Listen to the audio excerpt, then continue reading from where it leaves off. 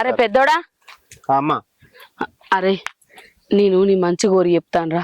ఆ భూమి తీసుకోకురా, తీసుకుంటే ఇద్దరు పొత్తుల తీసుకోండి. ఏందమ్మా అట్లా మాట్లాడతావు? నేను మంచిగా ఉండు నీకు ఇష్టం లేదా? మీరు మంచిగుండుడే బిడ్డ, నాకు కావాల్సింది. కానీ మీరిద్దరు ఆ భూమి కోసం లొల్లి పెట్టుకుని నాకు నచ్చలేదు.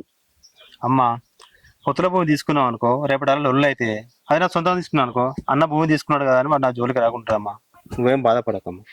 అరే నువ్వు ఇప్పుడు ఏరు కొనుక్కుంటేనే బాధరా.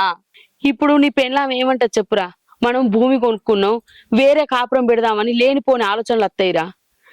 మీరిద్దరు ఇన్ని రోజుల నుంచి ఎట్లా కలిసి ఉన్నారో నా కళ్ళ ముందట ఇప్పుడు కూడా అట్నే కలిసి ఉండాలిరా.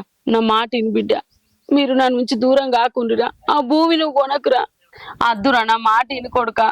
ఏ తెల్లైనా కొడుకు బాగుపడతానంటే సంతోషపడుతుంది. నువ్వేందమ్మా ఇది వద్దు వద్దు నేర్చుకుంటూ చెప్తావు? నేను చెప్పేది మీ మంచి కోసమేరా.